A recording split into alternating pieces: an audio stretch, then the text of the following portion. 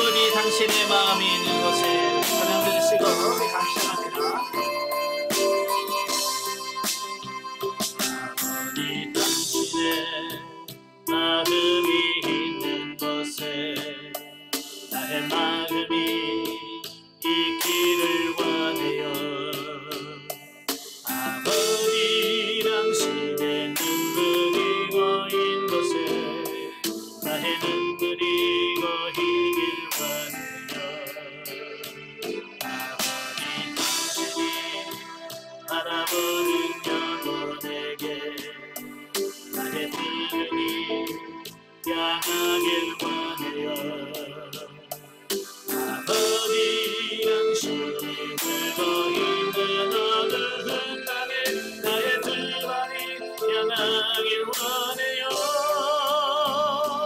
나의 마음이 아버지의 나를 바라 내 모든 아버지의 뜻이 될 수 있게 나의 온몸이 아버지의 말을 받아 내 모든 삶 당신이 삶되기를.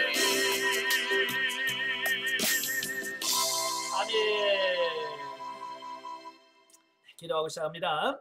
은혜로우신 아버지, 은혜와 사랑을 진심으로 감사합니다. 오늘도 우리를 사랑하셔서 귀한 훈련의 시간을 허락하시고 우리 신명기의 말씀을 같이 상고할 수 있도록 은혜 주셔서 감사합니다. 오늘도 신명기의 말씀을 나눌 때 그 말씀들이 살아있는 말씀이요 생명의 말씀이 되어지게 하시고 우리 영혼이 사는 역사가 있도록 성령님 도와주옵소서.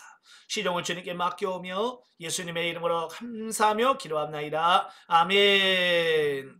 예, 이 시간 우리 신명기 교재 266페이지입니다. 266페이지 보시면 26장이 나오게 되어지는데요. 그 26장의 내용이 제2차 고별설교의 결론입니다. 신명기는 모세가 마지막에 행한 세 편의 설교로 구성되어 있다라고 서론에서 말씀을 드렸죠. 그래서 두 번째 설교가 4장 44절부터 시작을 해요. 예, 그래서 26장으로 마무리가 되어지는데요.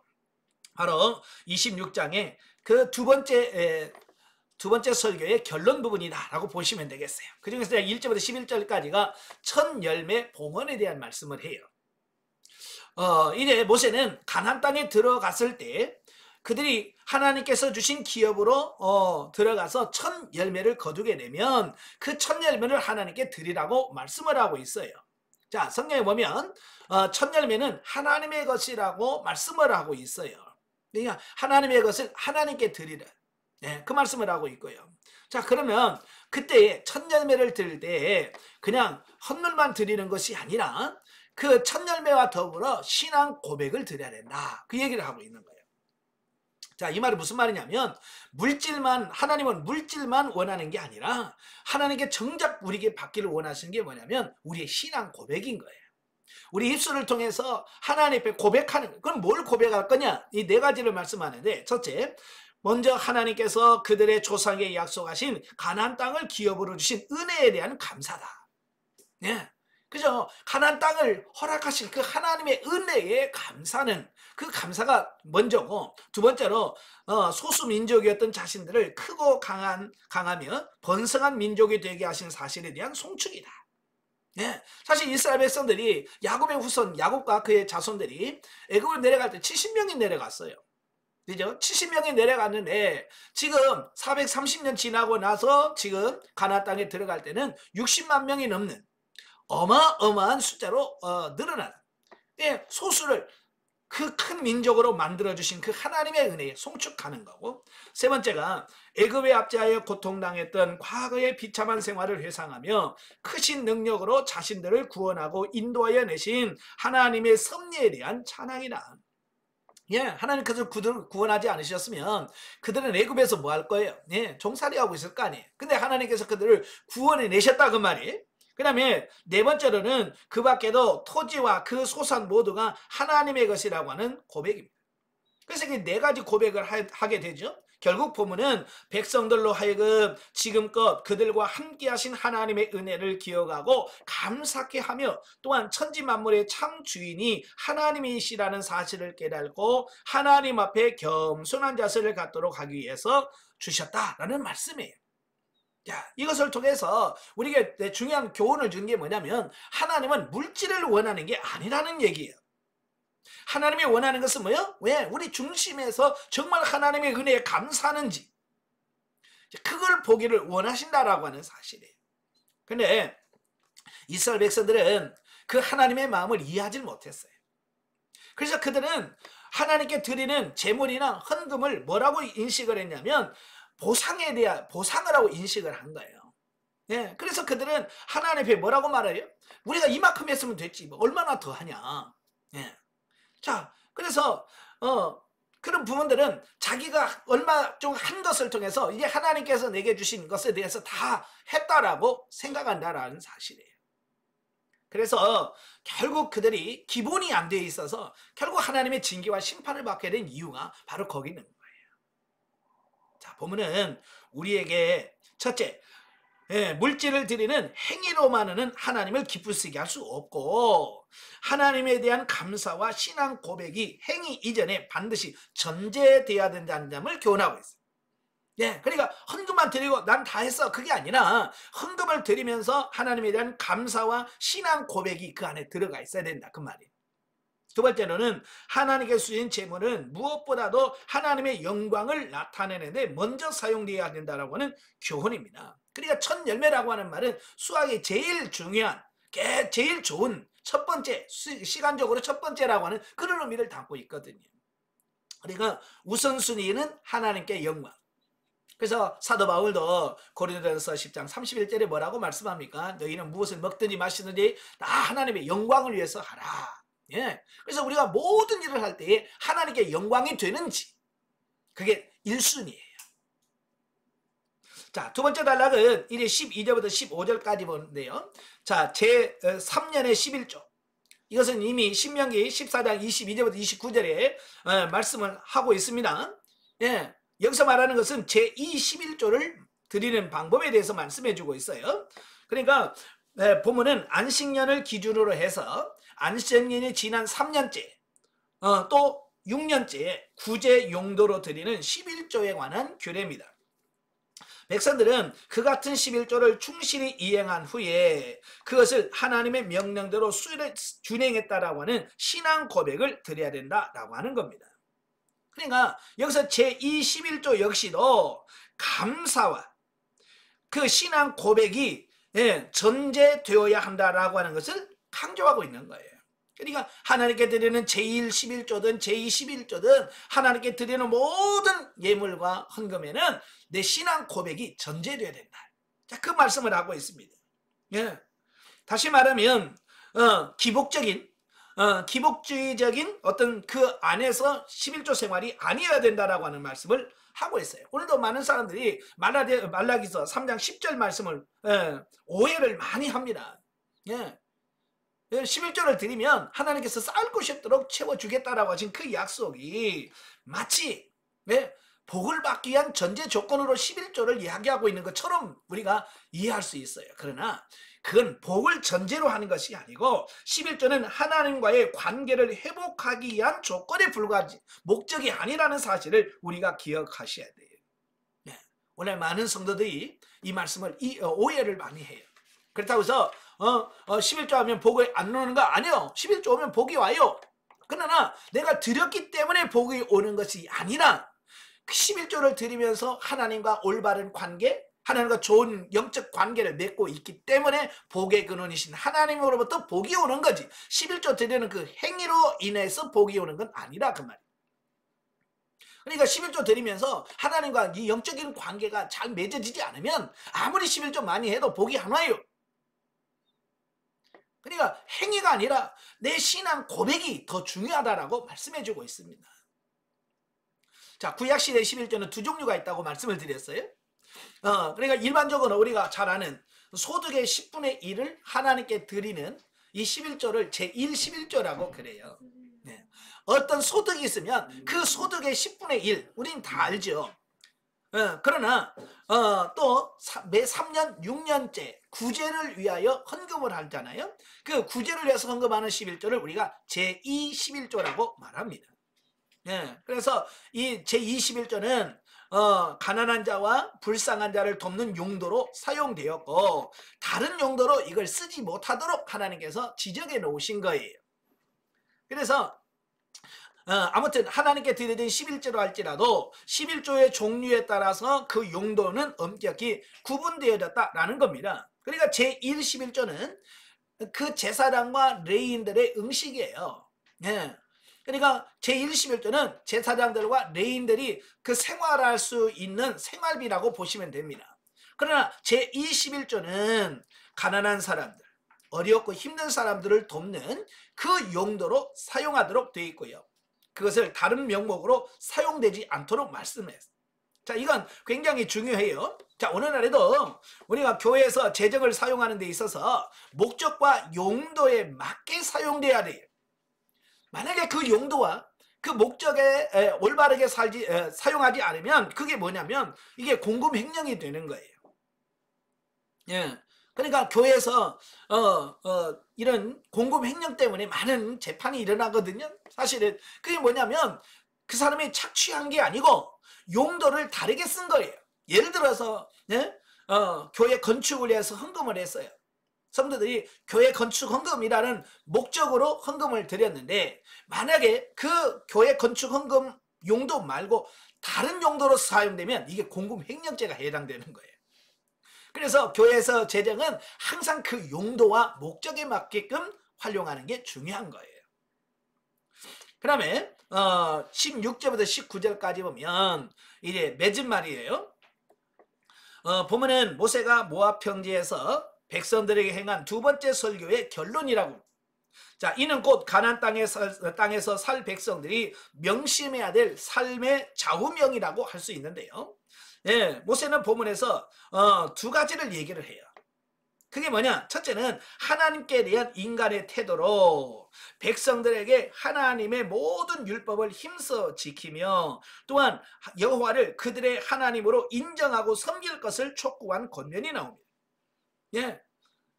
그러니까 우리가 구원받은 자로서 하나님 앞에 어떤 자세로 살아갈 거냐? 예.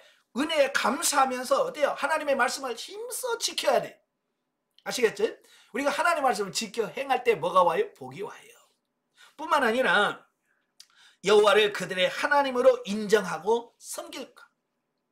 두 번째로는 인간의 순종에 대한 하나님의 축복으로 백성들이 하나님의 뜻을 쫓아 행할 때 하나님께서 그들을 자기의 보배로운 백성으로 인정하시며 모든 민족이 뛰어나게 하시며 또한 거룩한 백성이 되게 하시리라는 약속을 주고 있습니다. 그러니까 첫 번째가 지켜졌을 때 두 번째 하나님께서 우리에게 복을 주신다라고 하는 말씀이에요. 자, 오늘날 우리도 하나님을 섬기면서 복받기를 원하지. 그런데 자기 마음대로 살면서 복받기를 원하는 이거 아니란 말이에요. 보세요. 네, 하나님의 말씀을 지키고 하나님을 인정하고 그 하나님의 뜻으로 살면 하나님께서 뭐 하신다고 그랬어요? 네, 네, 보배로운 백성으로 인정하시고 모든 민족에게 뛰어나게 하실 것이고 네, 거룩한 백성이 되게 하신다는 하나님의 약속이 이루어지는 거예요. 우리가 하나님의 말씀에 순종하는 부분이 뭐예요? 전제 조건이 되는 거예요. 자, 269페이지 보시면 이상에서 보면은 우리들에게 첫째, 하나님을 섬기는 것이 삶의 일부가 되어서는 안 되며 삶의 전부가 되어야 된다는 것을 말씀해 주고 있습니다. 예. 근데 오늘날 신앙생활 하시는 성도들을 보면 이 신앙생활이 마치 취미생활처럼 된 사람들이 너무 많아요. 취미생활은 뭐예요? 예, 시간 있고 여유 있을 때 하고 예, 바쁘면 안 하고 그죠? 이게 취미생활이거든요. 우리 신앙생활을 취미생활로 하면 안 돼요. 어쩌면 이게 우리의 본업이에요. 우리가 이 땅에서 제일 먼저 우리가 취해야 될 삶의 태도가 뭐예요? 예, 하나님을 위하여 사는. 이게 최우선시 돼야 된다 그 말이에요. 두 번째로는 모든 계명은 단순히 알고만 있으라고 주신 것이 아니고 지켜 행하라고 주신 것이다. 네? 하나님의 말씀은 그대로 살라고 주신 것이지 그냥 알고만 있으라고 준 거 아니야. 근데 오늘날 많은 사람들이요 열심히 공부해요. 성경도 많이 있습니다. 근데 알고만 있어요. 삶에서 실천이 안 돼. 이제는 실천하는 여러분 되시길 바래요. 예, 세 번째로 하나님의 계명을 준수하고 그리스도를 주로 고백하는 자만이 하나님의 보배로운 백성이 될 수 있다라고는 교훈을 주고 있습니다. 이 세 가지 중에 어느 것 하나라도 빠지면 안 됩니다. 이 세 가지가 여러분의 삶 속에서 실천되어지고 사라져지는 여러분 되시길 바랍니다. 자, 27장으로 가죠. 자, 27장은 돌비와 에발산과 그리심산의 선포의식 명령에 대한 말씀이에요. 자, 1절부터 10절까지 보면 율법 비문 축조 명령에 대한 말씀이에요. 자, 이 본장부터 이제 제3의 설교가 30장까지 진행이 되어집니다. 예, 이 설교 주제는 뭐냐면 백성들이 하나님의 말씀에 순종함으로 축복된 삶을 영위하여야 한다라고 하는 말씀이에요. 다시 말하면 하나님의 백성이 하나님의 말씀에 순종해야 된다. 이게 중요하다라고 하는 부분을 강조하고 있는 거죠. 그래서 제3설교의 서두로 장차 백성들이 가나안 땅에 들어간 후 맨 처음으로 이행돼야 될 의식 두 가지가 있어요. 첫째는 백성 가나안 땅에 들어간 직후에 에발산에다가 돌비를 세워요. 예, 돌비를 세우고 거기다가 율법을 새겨 넣어라 라고 말씀하고 있어요. 또 돌단을 쌓고 하나님께 번제와 화목제를 드리라라고 하는 두 가지 명령을 하고 있어요. 자, 지금도 그렇습니다만은 고대 사회에서도 어떤 특별한 기념할 만한 일들이 생기거나 상호간의 언약을 나타낼 때 일반적으로 돌비를 세워서 기념하곤 했습니다. 예. 그래서 성경에 보면 이 돌단, 돌비 뭐 이런 걸 세우는 기록들이 많아요. 그 중에서 대표적인 게 그 창세기 28장에 보면 야곱이 형을 피해서 바단 아람으로 가다가 베델에서 잠을 자죠. 꿈에 사닥다리 환상을 봐요. 그러나서 하나님이 내가 너를 지켜주겠다라고 약속을 하죠. 그 언약의 말씀을 듣고 일어나자마자 어떻게 됐어요? 자가 베고 자던 돌비를 세워놓고 거기다 기름을 붓고 하나님과 언약을 하고 맹세를 하잖아요. 그죠? 하나님께서 평안히 나를 돌아오게 하시면 이곳이 하나님의 집이 되겠습니다. 그리고 11조를 하나님께 드리겠습니다라고 서원하면서 그 돌비를 세우잖아요. 또 여호수아 4장에 보면 이스라엘 백성들이 요단강을 건너고 난 이후에 12돌을 취하죠. 12돌을 취해서 제사장이 섰던 그곳에 12돌을 쌓고 또 12돌을 취해서 길갈에 12돌을 쌓아놔요. 이건 뭐예요? 하나님이 요단강을 건너게 하셨다라고 하는 기념으로 돌비를 세우는 이런 모습을 보게 되죠. 그처럼 모세 역시 하나님의 선민 이스라엘로 하여금 약속의 땅에서 하나님의 뜻에 따라 살겠다라고 하는 의지의 표시로 돌비를 세우고 하나님의 계명을 새겨서 기념비를 삼도록 했다라고 하는 사실이에요. 자, 이 말씀은 무슨 뜻이겠어요? 여러분 돌에다가 글을 새긴다라고 하는 말은 무슨 말이겠어요? 마음에 새겨라, 잊지 마라 라고 하는 어떤 그런 뜻이거든요. 근데 돌에다 새겨 놓으면 이게 시간이 오래 가도 그게 남아 있잖아요. 그지?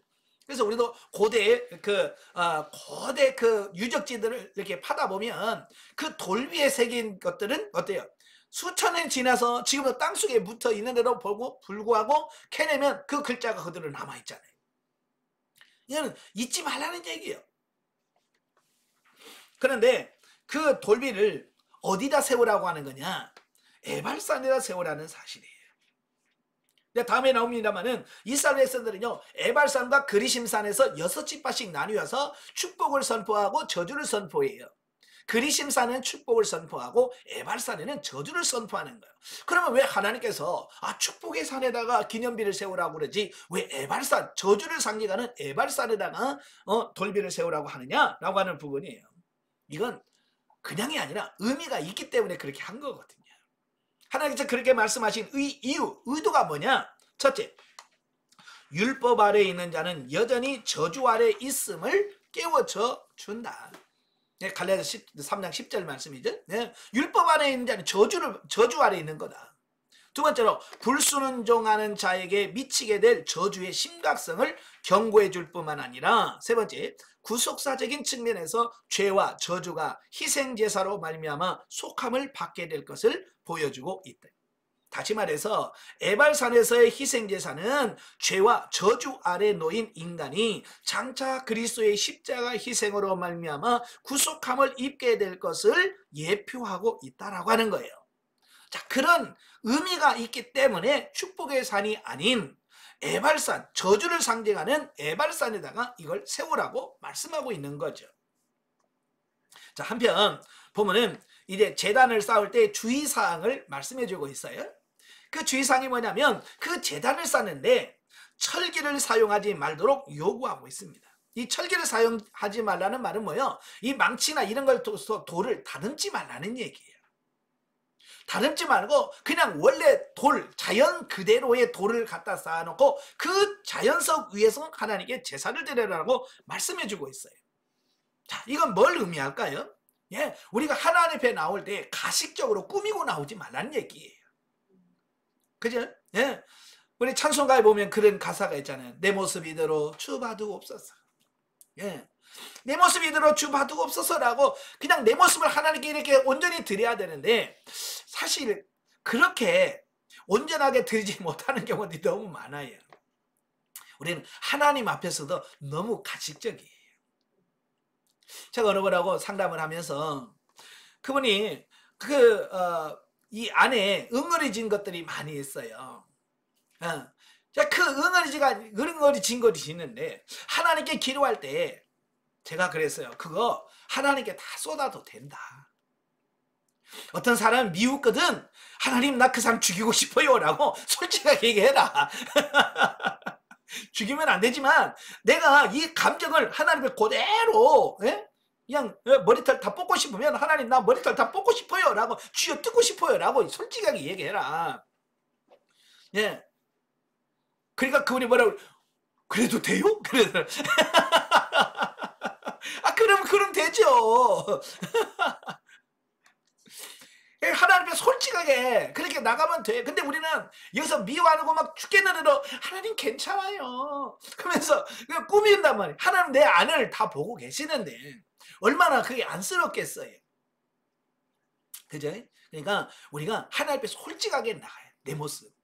근데 오늘날 많은 성도들이 다 가식적으로 꾸미고 나가. 그래서 이단들이 이방인들 그러니까 하나님을 모르는 사람들은 주로 제단을 쌓을 때 그냥 각을 딱 쥐고 다듬고 대리석으로 그냥 예쁘게 짓잖아요. 그죠? 얼마나 그럴싸하게 만듭니까? 그렇다고 해서 하나님 받습니까? 안 받지요. 내 모습 이대로 중심을 보시는 하나님 앞에 우리 앞 솔직하게 드리는 여러분 되시길 바래요. 자, 그 다음에 11절부터 26절까지 보면 백성들은 가나안 땅에 들어가 에발산에 돌비와 돌단을 쌓은 직후에 이스라엘 12지파 가운데서 각 6지파씩을 나뉘어서 각각 그리심산과 에발산에 서게 한 후에 레인들은 12가지의 저주를 낭독하게 만듭니다.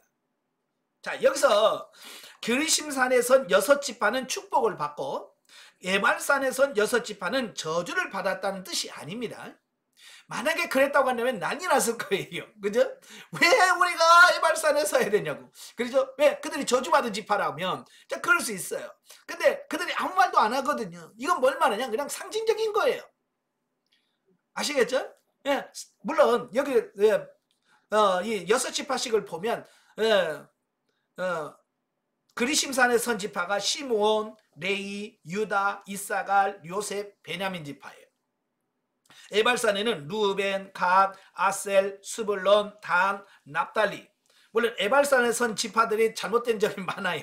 네, 그러나 꼭 그것만은 의미하는 게 아니라는 거죠. 다만 이처럼 각기 6지파씩을 나뉘어 선 것은 하나의 상징적 행위다. 네. 즉 축복의 산에 선 6지파는 율법에 순종하는 자들을 상징하고 저주의 산에 선 6지파는 율법에 불순종하는 자들을 상징할 뿐이다 라고 하는 거예요. 그리고 본문에서 축복에 관한 내용들이 생략된 채 저주에 관계된 내용만 언급하고 있습니다.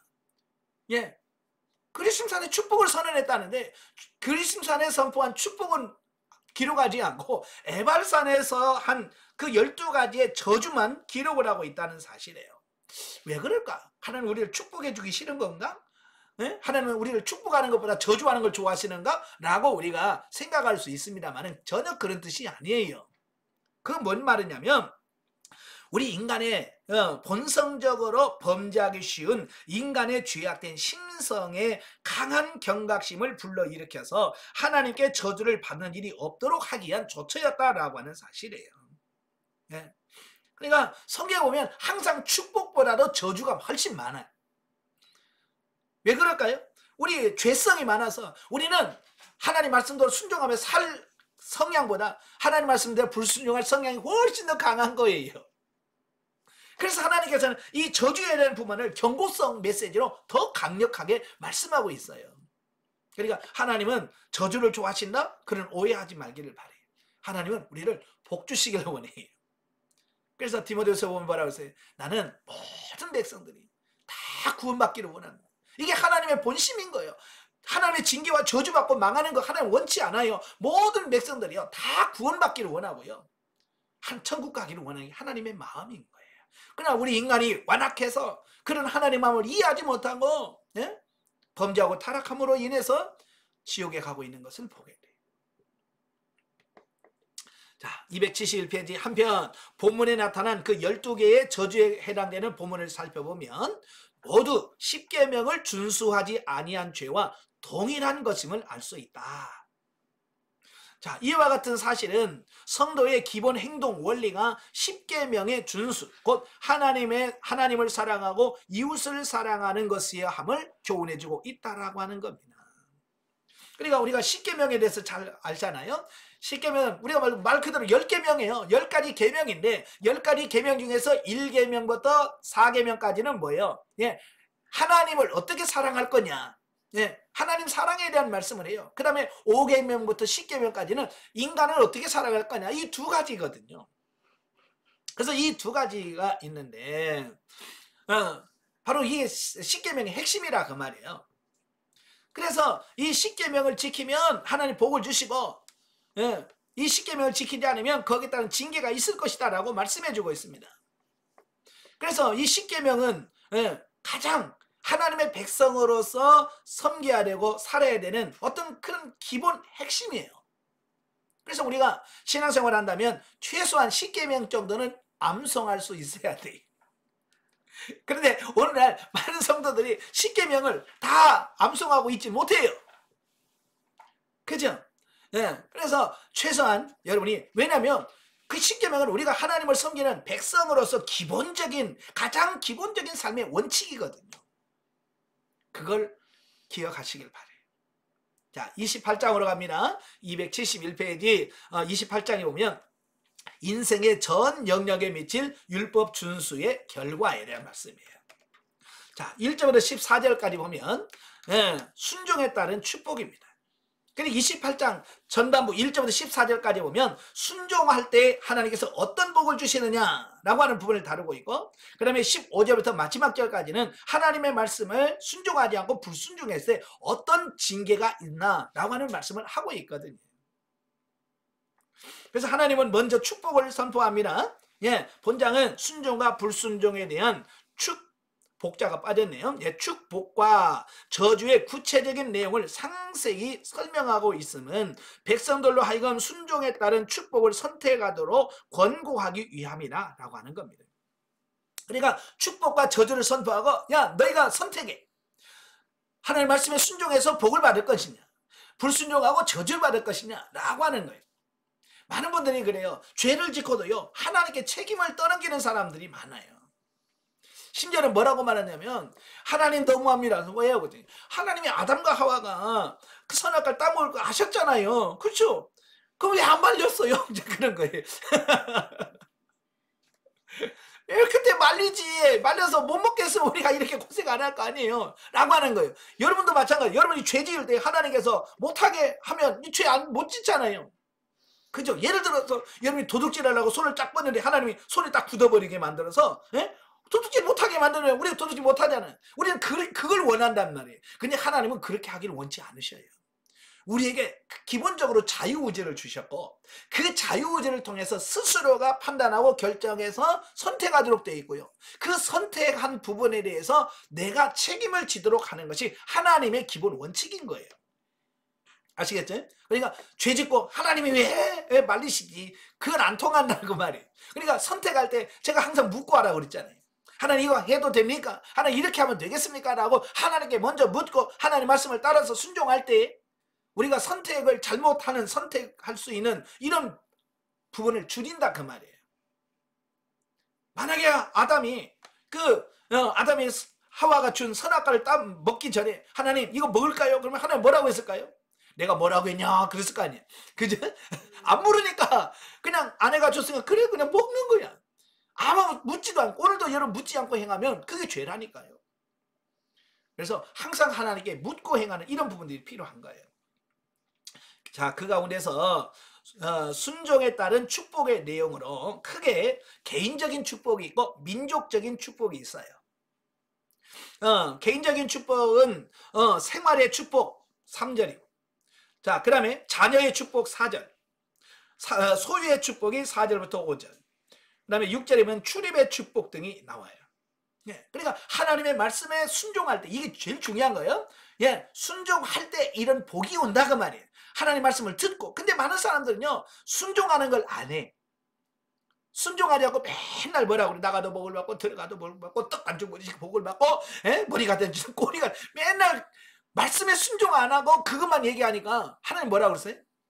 순종하면 너희가 내 말을 듣고 내 말에 순종하면 이런 복을 주겠다라고 한 거지. 순종하지 않으면 이런 복은 없어요. 아시겠죠?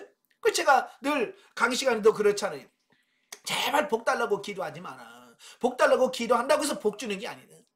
제가 복 달라고 기도한 거 지금까지 어렸을 때 복 달라고 기도한 대로만 했으면 나는 세상에서 세계에서 제일 부자라니까. 예? 재벌 됐을 거예요. 근데 내가 하나님 복 주세요 그런다고 해서 복을 주는 게 아니고 하나님 말씀을 지켜 순종할 때 복이 온다 그 말이에요.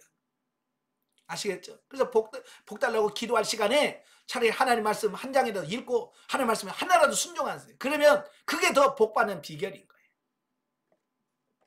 그 다음에 민족적 축복을 말합니다. 이스라엘 민족 전체의 축복을 말하는데 첫째 민족의 우월성, 예, 모든 민족에 뛰어나게 하겠다 1절과 2절이고요. 그 다음에 전쟁에서 승리 할 것을 말씀해주고 있고 그 다음에 민족의 부강에 대해서 말씀해주고 있고요. 그 다음에 민족적 명예 향유에 대한 13절 말씀입니다. 머리가 될지는 꼬리가 되지 아니하고 위에만 있고 아래 있지 않게 하겠다라고 하는 그 말씀을 하고 있습니다. 그러니까 이것이 모두가 다 하나님의 말씀에 순종할 때 받는 복에 대한 부분이에요. 이상의 사실들은 하나님의 계명을 준행하는 자에게 임할 축복의 분량이 얼마나 큰 것인지를 잘 보여주고 있습니다. 물론 이러한 사실이 하나님께서 인간을 단순히 그 행위에 따라 인과응보적으로 대하시는 분임을 나타내고자 하는 것이 아니라 사실 인간이 행위로 구원을 얻고 하나님의 은혜와 축복을 누릴 수는 없다. 그렇죠? 우리는 행위로서는 구원을 이룰 수가 왜? 우리는 불완전하거든요.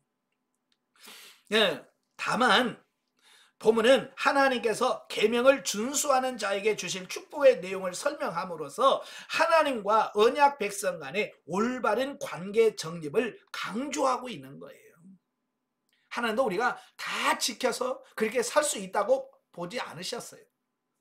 그러나 우리가 그렇게 살아보려고 막 애쓰는 가운데 뭐예요? 하나님과 올바른 관계가 정립이 되어진다 그 얘기예요. 아시겠죠? 100% 내가 하나님 말씀 살아서 구원받는다? 그럼 예수님 올 필요가 없죠. 그렇잖아요? 근데 우리는 100% 완전할 수가 없는 거예요. 그래서 우리 인간의 힘으로는 구원받을 수 없기 때문에 예수님이 이 땅에 오셨고 십자가를 지셨고 우리를 위해서 피를 흘리셨고 그 공로로 우리가 구원받는 겁니다. 즉 성경에서의 축복의 개념은 하나님과 올바른 관계 정립에서부터 나오는 결과물인 것을 우리는 알아야 한다. 예. 그러니까 내가 하나님의 말씀을 지키고 순종하는 것은 결국 뭐예요? 복 받으려고 하는 것이 아니고 하나님과 바른 관계를 맺도록 하려고 하는 거예요. 그래서 그 바른 관계를 맺으면 하나님께서 복이 온다 그 말이에요. 따라서 성도들은 외적인 축복을 얻으려고 애쓰고 수고하기보다는 복의 근원이신 하나님과의 바른 관계 정립을 위하여 말씀에 순종하고 준행해야 할 것을 말씀해 주고 있습니다. 다시 말하면 복을 받기 위한 목적으로 순종하지 말고 하나님과의 관계를 바르게 갖추다 보면 자연적으로 복을 받게 된다 그 말이에요. 이래 많은 사람들이 아직도 기복적인 어떤 이런 부분으로 성경을 대할 때가 너무 많아요. 자, 예를 들어서 이런 거예요. 가족 모임이 있습니다. 가족 모임 있으면 할아버지 할머니가 있고 엄마 아빠가 있고 손자 손녀들이 쭉 있잖아요. 그 할아버지 할머니들은 손자 손녀들에게 뭘 주기를 원해요? 용돈을 주기를 원해. 그래서 설날이나 이런 데 보면 항상 뭘 준비하고 있어요? 용돈 줄 것을 준비하고 있는 거예요. 그래서 막 재롱 떨잖아요. 예? 그 애들이 나와서 막 춤도 추고 그러면 기분이 좋아. 아니 그 손자 손녀들이 추는 춤이 뭐 BTS나 이런 애들이 추는 춤하고 같겠어요? 수준이 같겠어요? 노래 불러도 그들만큼 잘 부르겠어요? 아니죠. 그들과 비교할 수 없지. 엉터리 춤이에요. 노래도 엉터리예요. 그런데 어때요?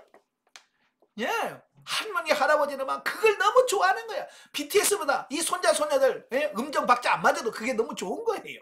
예? 칼군무 아니더라도 그게 좋은 거예요. 그러면 어때요? 예? 주머니 열리는 거지. 지갑이 열리는 겁니다. 그게 뭐예요? 예? 할아버지 할머니를 기쁘게 하면 그냥 오는 거예요. 이게 원리거든요. 그런데 가끔 영악한 애들이 있거든요. 그래서 할머니가 할아버지가 용돈이 줄 것 같으면 막 하고 아무래도 안 나올 것 같으면 안 하고 이게 오늘날 우리들의 모습을 더 그렇게 보여주는 거예요. 그러니까 뭘 받아내려고 뭘 하는 게 아니고 그죠? 용돈을 받아내려고 가서 춤추고 그런 게 아니고 정말 그냥 할아버지 할머니 마음을 기쁘시기만 하면 주머니가 열려. 오늘 우리도 마찬가지. 내가 하나님의 말씀대로 살려고 노력을 하고 그렇게 살기만 하면 하나님께서 복을 주신다 그 말이에요. 근데 기복신앙이라는 게 뭐예요? 예, 복을 목적으로 해서 이게 중요한 거예요. 기복기임이라는 게 복을 받기 위한 목적으로 선을 행하거나 기도를 하거나 순종을 하는 어떤 이런 부분들을 말합니다. 그러니까 결국 형식주의가 되고 외식주의가 될 수밖에 없는 거죠. 그래서 순종함으로 하나님과의 바른 관계를 유지하다 보면 하나님은 복을 주시고 우리는 그 복을 누리게 된다 그 말이에요. 아시겠죠? 예. 그 다음에 15절부터 68절까지 보면 불순종에 따른 저주예요. 자, 보면은 불순종한 자에게 임한 하나님의 저주에 관한 언급으로 그 내용은 그 앞에 축복의 정반대입니다. 개인적인 저주가 있고 민족 전체에 관련된 저주가 있습니다. 이 중에서 개인적인 저주는 일상생활에서의 저주 15절부터 19절까지 나옵니다.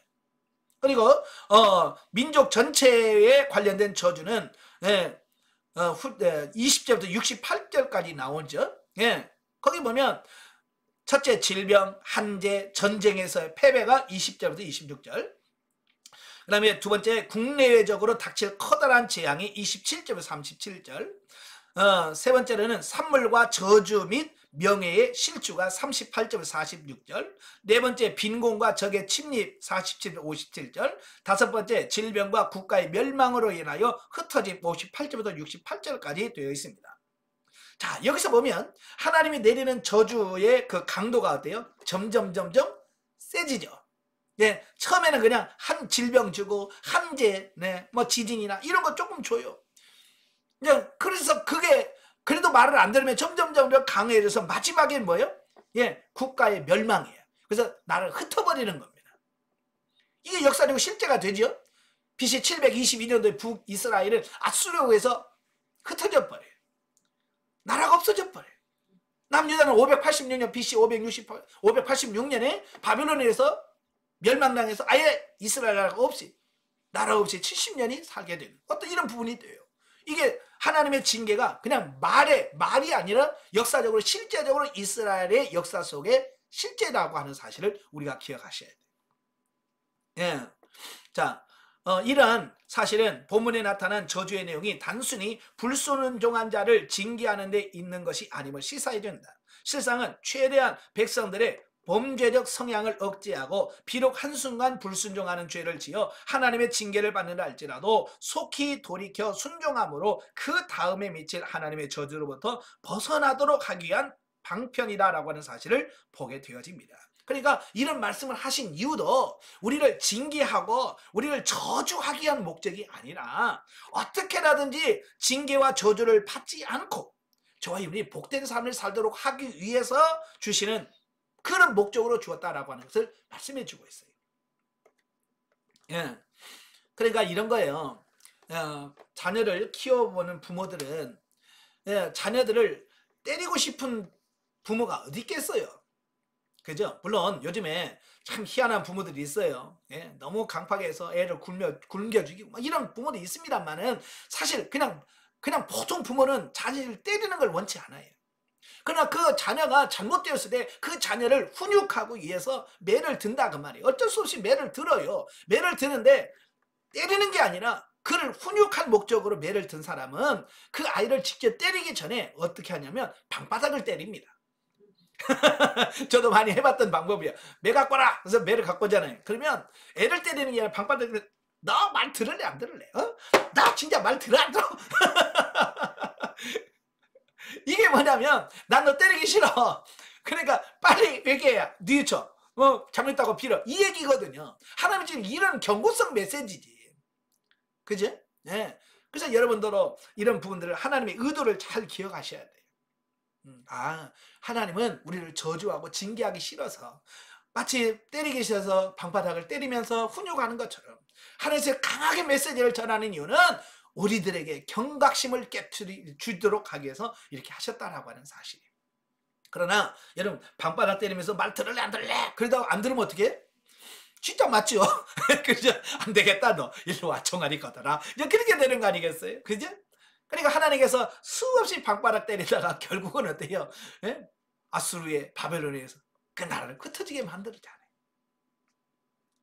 네. 그렇게 하나님께서 이 저주를 강조한 이유도 그거예요. 제발 이런 징계가 있으니까 제발 말 좀 들어라 그 얘기거든요.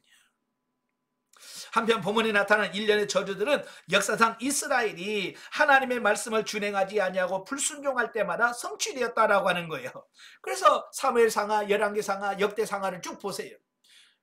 이 말씀이 그대로 이루어지는 겁니다. 그래서 그들이 하나님의 말씀대로 살고 순종하고 우상을 버리면 그들이 복을 받아요. 그러나 하나님을 떠나서 우상을 숭배하고 범죄하면 어때요? 반드시 뭐가 와요? 기근이 옵니다. 예, 가뭄이 와요. 그다음에 전쟁이 옵니다. 왜? 하나님의 약속이었거든요. 이와 같은 예언의 성취는 하나님의 말씀을 반드시 실현되며 또한 불순종하는 자는 결코 하나님의 징계를 피할 수 없다는 사실을 다시 한번 확인해 준다. 네? 왜 경고했는데도 안 들으면 결국은 어쩔 수 없지요. 하나님의 말씀은 진리이기 때문에 그 말씀대로 하나님의 입에 선포된 대로 역사하십니다. 자, 273페이지 보시면 영적이에 본문에 나열되고 있는 끔찍한 재앙들은 죄악의 심각성을 보여줌과 동시에 범죄한 인간이 처할 수밖에 없었던 비참한 상태를 나타내며 그러한 상황에서 구원해 주신 하나님의 은혜를 감사하며 그분의 말씀에 순종하게 한다라는. 자, 29장으로 가죠. 자, 29장은 모압 평지 언약의 갱신에 대한 말씀이에요. 1절부터 9절 하나님의 은총 회고. 자, 본장은 30장과 더불어서 본장의 실제적 결론 부분이다. 왜냐하면 모세는 지금까지의 권면과 교훈에 입각해 이스라엘과 모압 평지 언약을 맺고 있기 때문이다. 자, 여기서 모압 평지 언약이란 이스라엘 출애굽 2세대들에게 과거 시내산 언약의 내용을 재해석해 준 끝에 순종의 약속을 받아낸 것을 가리킨다라고 하는 겁니다. 그러니까 출애굽을 시킨 이스라엘 백성들이 시내산에서 1차적으로 하나님과 언약을 맺습니다. 그죠? 하나님과 언약을, 이게 시내산 언약이거든요. 그런데 그 시내산에서 맺은 언약을 이스라엘 백성들이 지켜요? 못 지켜요? 못 지키죠. 예. 그래서 그 못 지킨 계약은 파기가 되는 거예요. 그래서 파기한 그 출애굽 1세대들이 광야에서 어떻게 해요? 다 죽어요. 40년 동안 다 죽었어요. 그리고 지금 그 요단가에 있을 때는 여호수아와 갈렙 외에는 출애굽 2세대들이에요. 광야에서 태어났거나 애굽에서 태어났다 할지라도 1차 인구 조사 때 그 숫자에 들어가지 아니한 사람들만 남아있는 거예요. 예. 그래서 이제 그들과 예, 그들과 다시 언약을 맺는단 말이에요. 예, 그 옛날 맺은 시내산 언약을 갱신하는 거예요. 갱신. 그래서 이 모압 언약은 시내산 언약의 갱신에 해당된다라고 보면 되겠어요. 그래서 이를 위해서 모세는 먼저 본문에서 지난날 하나님께서 이스라엘에게 베푸신 은혜를 회고합니다. 즉 과거 하나님께서 이스라엘을 애굽에서 구원해내신 사건과 또 광야 40년 동안 인도하신 사건, 그리고 아모리 족속을 정복하고 그 땅을 두 지파 반에게 분배한 사건들을 회상하는데, 이처럼 모세가 지난날 하나님께서 베푸신 은총을 회고하는 이유는 뭘까? 이유는 장차 가나안 땅에 들어갈 그 출애굽 2세대들로 하여금 시내산 언약을 갱신하기에 앞서 하나님의 은총을 다시 한번 돌이켜보게 함으로써 그들과 하나님 사이에 갱신될 언약에 대하여 자발적으로 순종하게 하기 위한 목적이었다라는 사실이에요.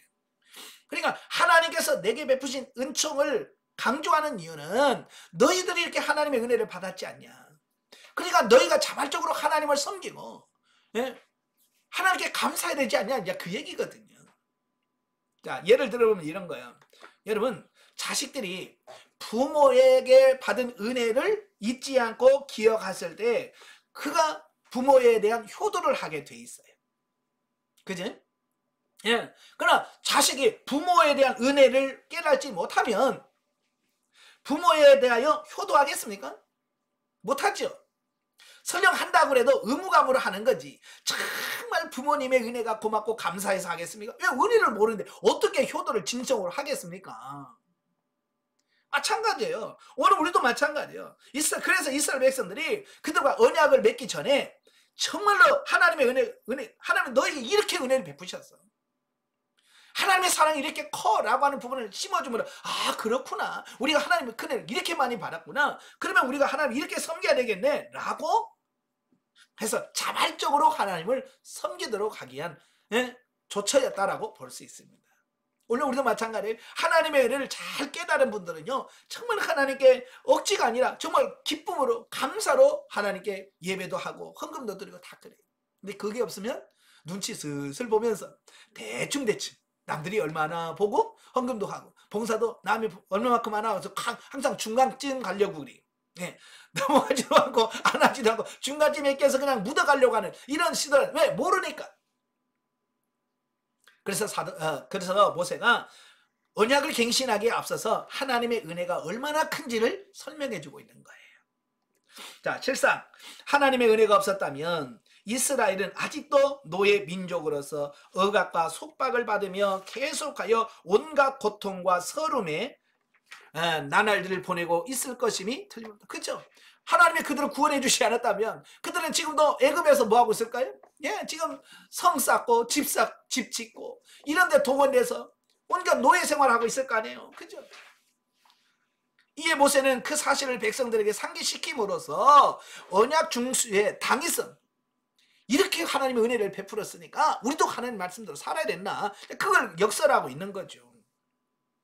자, 오늘날에도 성도들은 종종 과거 자신의 비참한 모습을 회상하는 가운데 하나님께서 베푸신 구속의 은혜를 감사하고 그의 말씀에 전적으로 순종하는 자세를 지녀야 할 것이다.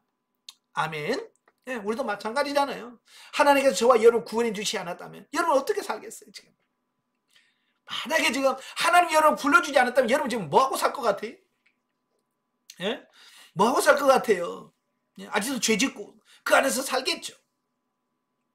하나님의 은혜로 우리를 불러주셨기 때문에 오늘 이렇게 저는 목사가 되고 여러분 집사, 권사가 되어서 이렇게 하나님을 섬기는 사람이 된 거 아닙니까? 그죠? 이게 뭐예요? 이게 하나님의 은혜인 거예요. 그래서 우리가 그 은혜를 기억하면서 감사함으로 우리가 하나님을 섬기는 저와 여러분이 되셔야 된다, 그 말이에요. 자, 10절부터 15절까지 보면 언약 갱신의 대상, 보면은 시내산 언약을 갱신하기 위해서 모압 평지에 모인 대상들이 누구냐라고 하는 부분을 말씀해 주고 있어요. 첫째, 백성 중 남자뿐만 아니라 여자와 젖먹이까지 다 언약의 대상이 되더라. 자, 두 번째, 이스라엘 각 지파의 우두머리뿐만 아니라 율법을 지키고자 맹세한 이방인들과 종까지. 다음에 세 번째로 모세 당시 생존한 사람들뿐만 아니라 장차 태어날 후손들까지 모두 그 안에 포함되어 있다는 거예요. 예. 자, 여기서 보통 이스라엘 사람들은요, 여자 숫자 안 셉니다. 아이들 숫자 안 셉니다. 예. 그런데 여기는 그 언약 갱신의 대상은 다 어린아이, 심지어 젖먹은 아이까지 다 포함이 된대. 예. 그러면 보통 이제 유대인들만, 이스라엘 백성들만 숫자를 세는데, 이게 아니라 이방인들과 종들까지, 하나님의 말씀 살기로 하는 작정된 모든 자들까지 다 포함된다 그 말이에요. 또 현재뿐만 아니라 미래 태어날 후손들까지 다 언약에 포함됐다라고 하는 거예요.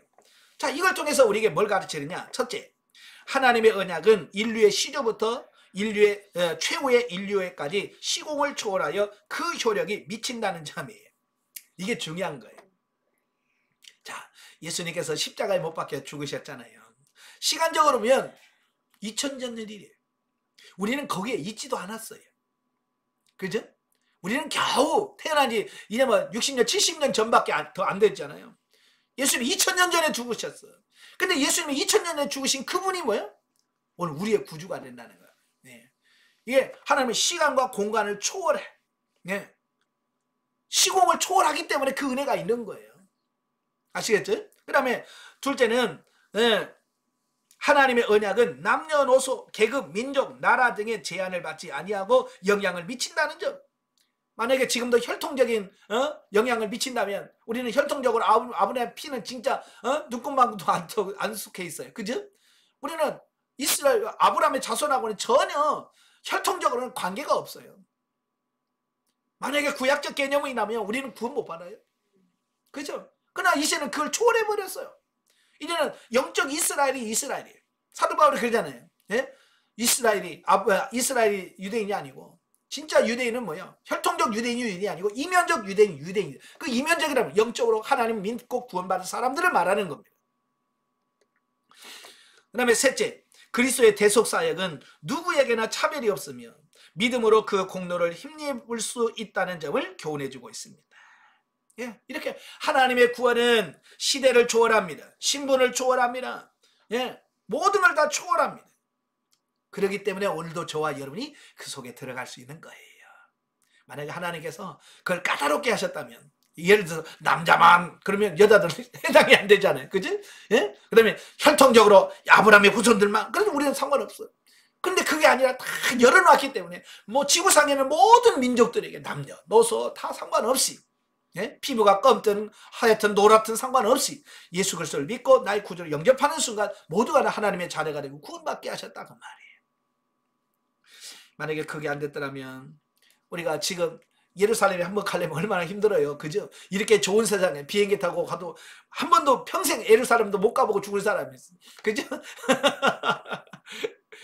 근데 그걸 다 초월해 놨기 때문에 예수 그리스도만 믿으면 예루살렘에 한 번도 안 가도 우리가 구원받을 수 있는 거예요. 이게 하나님의 은혜인 거죠. 한편 본문에서 하나님께서 언약의 말씀을 주시고 우리와 언약을 체결하신 이유가 잘 나타나는데요. 첫째, 당신의 피조버린 인간을 자기 백성으로 삼으시기 위해서다. 또 우리로 하여금 당신의 뜻대로 살게 하기 위해서다.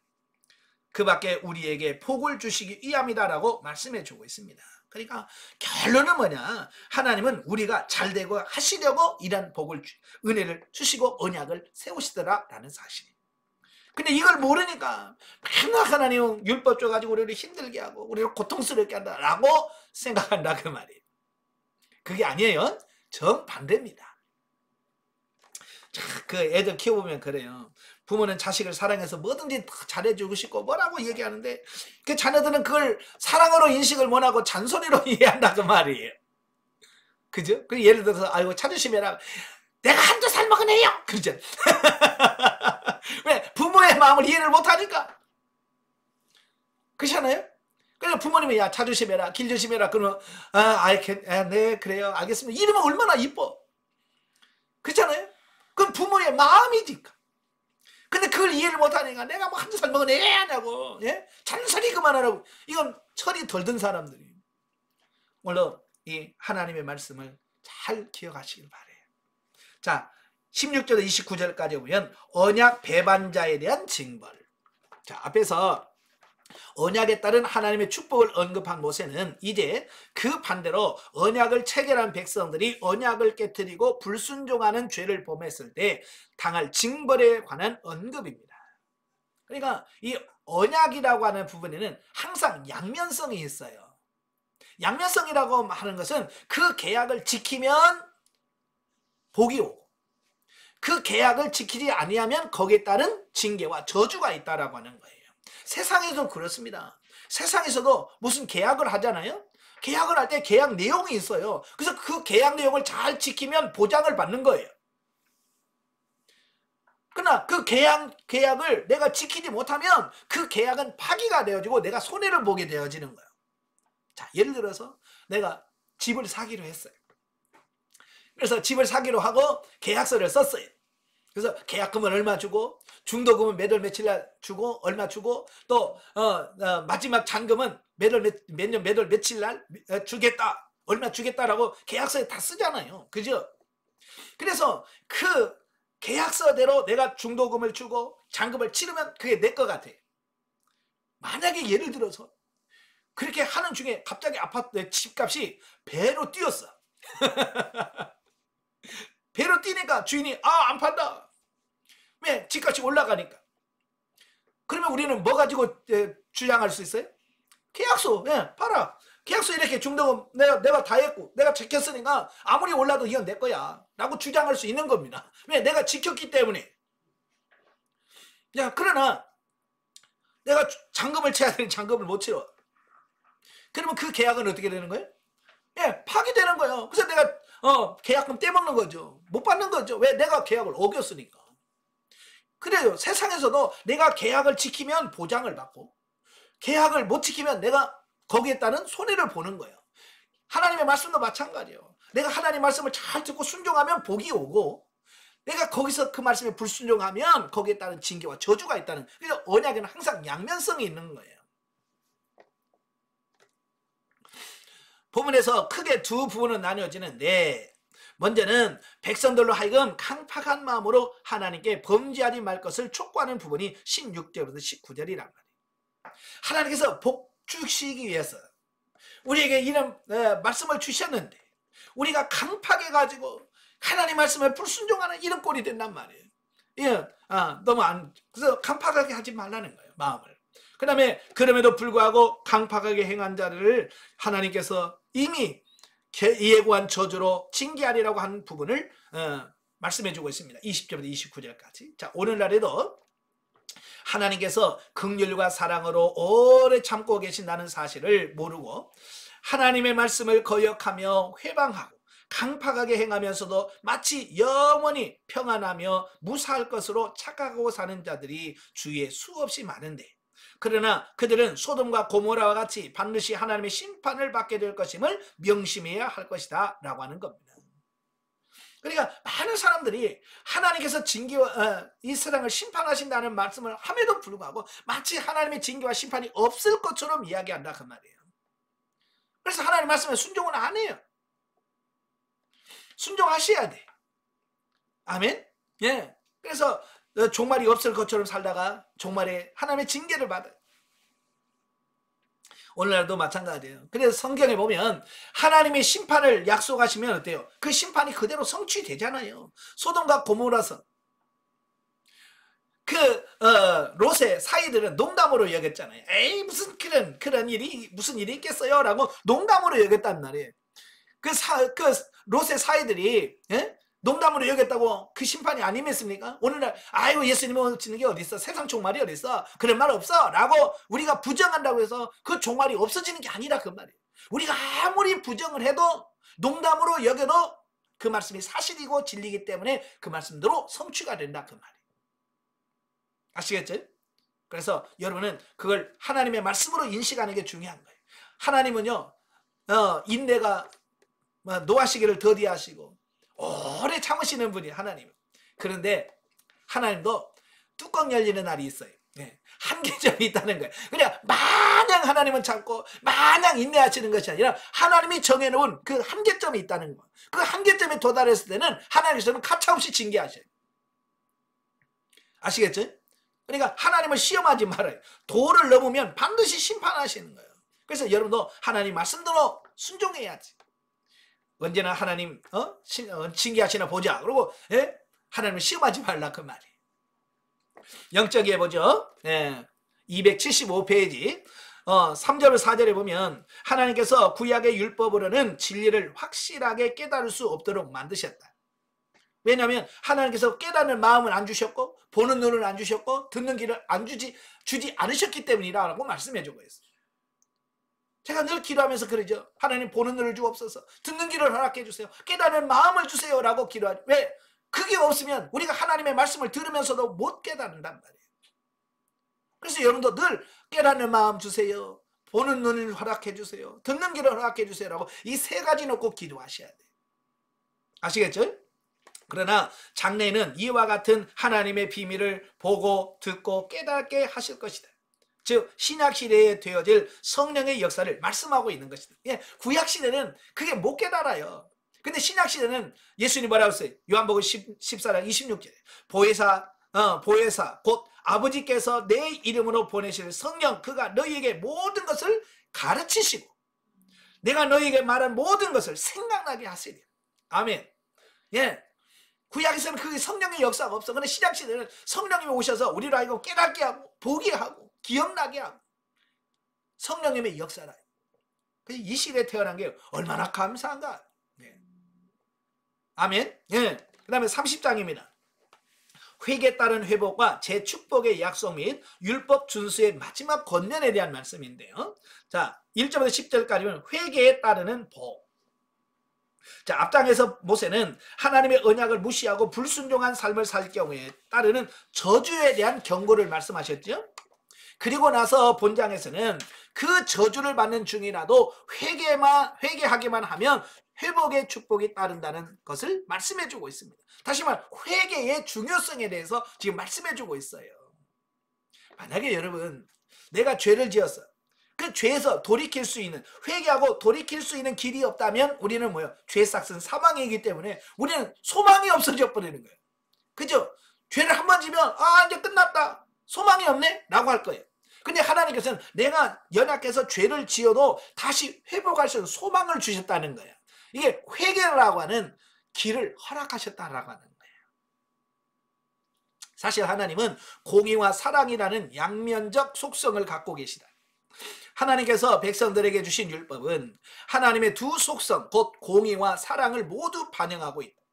본문 역시 이러한 사실을 증거해 준다. 즉 본문에서 하나님은 죄에 대하여는 철저하게 징계하시면서도 회개하고 돌이켜서 하나님께로 돌아와 순종하는 자에 대하여는 다시 큰 축복을 베풀어 주실 것이라고 하는 언급을 하고 있다라고 하는 겁니다.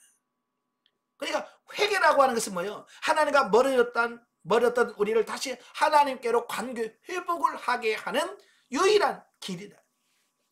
아시겠죠? 회개하면 다시 돌아올 수 있어요. 물론 회개 안 하면 안 되죠. 회개를 전제로 해서 하나님과 관계가 회복된다 그 말이에요. 그래서 이러한 사실은 율법이 죄인을 징벌하고 심판하기 위한 도구가 아니라 하나님의 사랑에 기초한 약속 있는 계명임을 나타내주고 있습니다. 그러니까 우리를 살리시고 구원하시기 위해서 율법을 주신 거예요. 그런데 인간의 연약함으로 인하여 그 말씀을 지킬 수 없기 때문에 율법으로는 우리가 구원을 받을 수가 없게 되는 거예요. 그죠? 구원을 얻으라고 율법을 줬는데 우리가 못 지켜. 만약에 하나님께서 회개를 통한 구원의 길을 열어놓지 않으셨다면 우리 인간 중에 구원받을 사람은 아무도 없어요. 그지? 그래서 하나님께서는 죄인이지만 하나님께 다시 구원받을 수 있는 길을 열어놓으셨어. 그게 회개라고 하는 거예요. 회개. 가끔 보면 고속도로에 잘못 들어가면 어떻게 합니까? 참 황당할 때가 있어요. 빠져나가는데 못 빠져나가고 그냥 직진했을 경우 황당해요. 이거 어떡하지? 근데 가다 보면 돌아올 수 있는 길이 있어요. 다 좀 멀지만 돌아오는 길이 있기 때문에 낙심할 필요가 없어. 좀 시간만 걸릴 뿐이에요. 네. 하나님도 우리에게 돌아올 수 있는 길, 회개의 길이 있기 때문에 우리가 설령 범죄하고 범죄할지라도 낙심하지 말고 좌절하지 말라 그 말이에요. 자, 이러한 본문에 나타난 회개하는 자에게 임할 회복의 축복은 첫째, 하나님께서 언약을 기억하며 긍휼을 베푸신다. 3절 4절. 두 번째, 기업을 회복하고 열조보다 더 번성케 하신다. 5절. 세 번째, 생명을 얻게 하신다. 6절. 네 번째, 대적과 핍박자에게 저주를 내리실 것이다. 7절. 다섯 번째, 자녀와 재물과 건강의 축복을 얻게 하신다. 8절부터 10절. 예. 자, 그런즉 범죄와 방종으로 말미암아 하나님의 징계를 받은 자는 즉시 회개하고 하나님의 은혜와 긍휼을 바라야 할 것이다. 그런데 범죄한 자가 하나님께 회개할 때 반드시 갖춰야 될 조건이 있다는 거예요. 그게 뭐냐? 그것은 곧 자기 죄를 솔직하게 인정을 하고 하나님께 돌아와야 된다는 겁니다. 그리고 이전에 죄악된 모습을 완전히 청산하고 마음과 성품을 다하여 온전히 하나님의 말씀대로 살아야 한다라고 하는 조건이 있습니다. 근데요, 오늘 우리 한국교회 성도들의 회개는 이런 하나님이 원하는 회개와 거리가 좀 많이 있어요. 이게 무슨 말이냐면, 저는 이제 가끔 은혜 밖에서 우리 통성으로 회개합시다 라고 하죠. 그때 많은 사람들이 정말 어쩔 때는 때로는 눈물을 흘리면서 회개도 해요. 그런데 문제는 뭐냐? 울면서 눈물을 흘리면서 회개는 하는데 돌아서질 않는다 그 말이에요. 반성은 해요. 하나님 잘못했습니다. 거기까지는 가는데 돌아서는 그 삶에서 완전히 바뀌어지는 이 삶이 안 나오는 거예요. 쉽게 예를 들면 이런 거예요. 부부간에 싸워요. 그리고 하나님 용서해 주세요. 다시는 안 싸우겠습니다. 그러고 또 싸워. 그죠?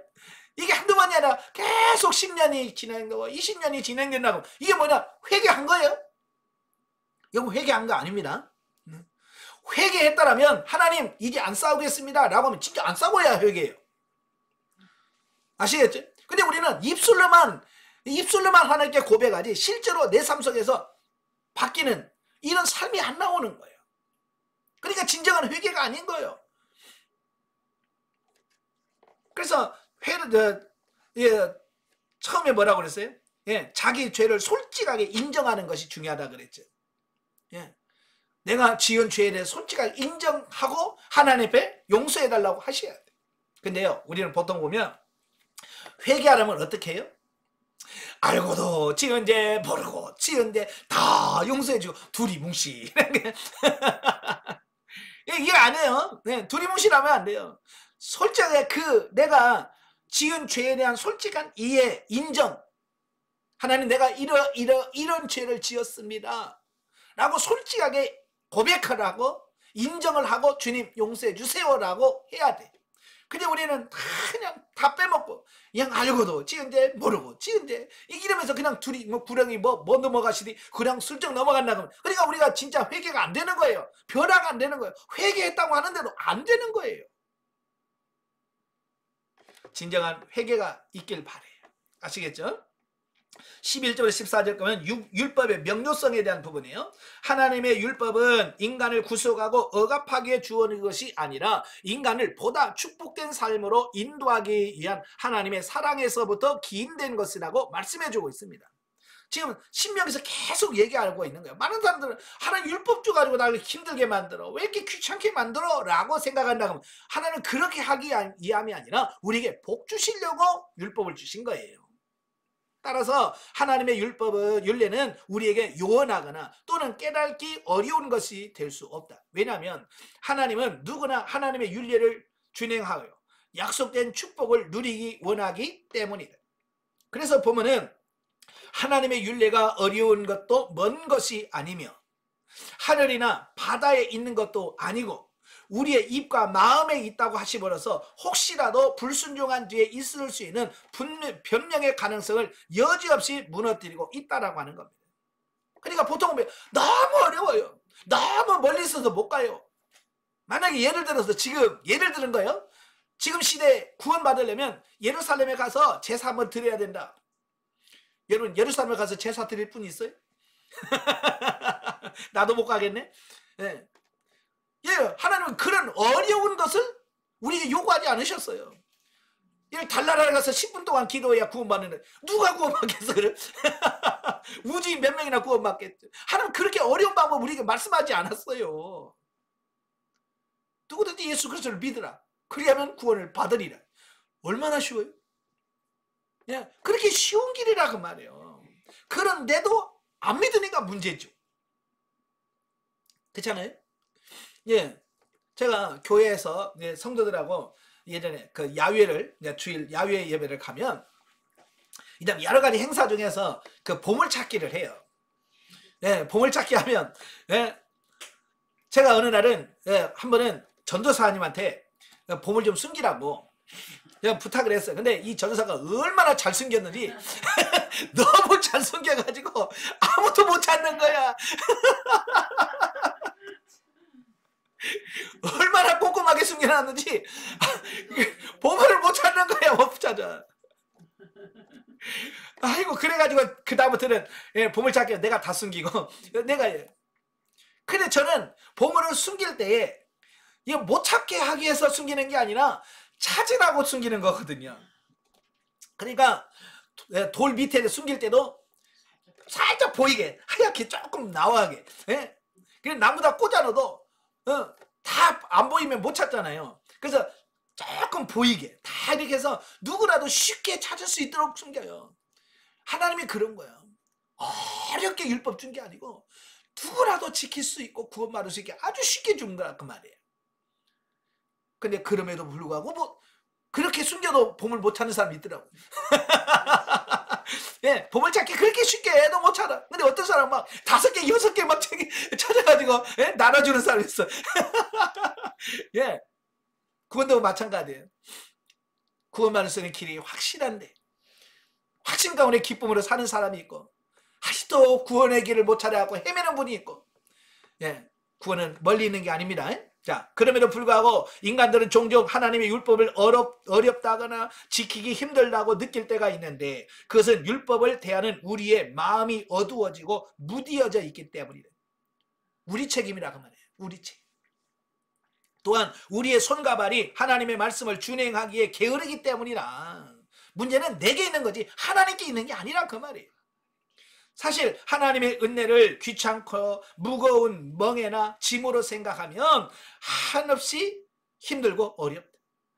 그렇죠? 어렵다고 생각하면 진짜 어렵습니다.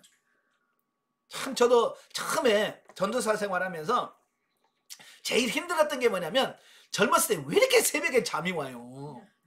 그죠? 이 새벽 예배가 정말로 이 전도사들한테는 참 무거운 짐이야 짐. 그러니까 전도사들끼리 모여서 하는 말이 뭐야. 어떤 놈이 새벽 기도 만들어가지고 고생한다고. 예, 그걸 짐으로 생각하면 한없이 짐이야. 근데 은혜로 생각하니까 새벽 기도가 짐이 아니죠. 그냥 자연스러운 거고요. 기쁨으로 드려지는 거거든요. 이게 중요한 거예요. 예, 그래서 그 모든 부분들이 우리를 축복의 방편임을 알고 준행한다면 쉽게 감당할 수 있을 것이다.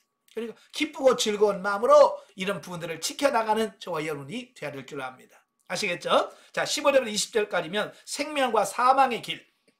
보면은 언약 갱신에 참여한 모든 백성이 반드시 명심해야 될 율례의 결론으로 모세는 앞서 백성들에게 생명과 복, 사망과 화의 율례를 제시하심을 밝히고 그들에게 생명과 복을 선택하고 사망과 화를 선택하지 않도록 당부하고 있다.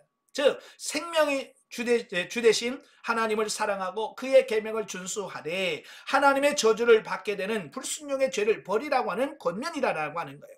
그러니까 하나님께서는 우리에게 항상 순종해서 복을 받을 수 있는 길과 불순종해서 징계와 저주를 받는 두 길이 있는 거예요. 항상 우리가 갈등하는 이유가 뭐냐면 한 가지만 있으면 갈등을 안 해요. 그죠? 여러분 식당에 가서 그렇잖아요. 메뉴가 딱 하나 있으면 갈등을 안 하잖아요. 왜? 그 메뉴는 하나밖에 없으니까. 가끔 보면 유명한 식당은 그래요. 그냥 가면 물어보지도 않고 그냥 앉아있으면 메뉴가 나와. 왜냐면 그 집은 딱 메뉴가 하나밖에 없으니까, 예? 어차피 그거 먹으러 온 거 아니에요? 그지? 그러니까 그냥 앉으면 바로 메뉴가 나와. 예. 그 갈등할 필요가 없어. 근데 두 가지다. 짜장, 짬뽕. 두 가지면 뭐 먹지? 짜장 먹고 짬뽕 먹고. 이게 갈등한다는 말이에요. 그러니까 하나님은 우리에게 항상 한 길만 주는 게 아니라 항상 두 갈래를 주셔. 신기한 거예요. 항상 두 갈래예요. 그래서 우리는 선택할 때마다 갈등을 느끼는 거예요.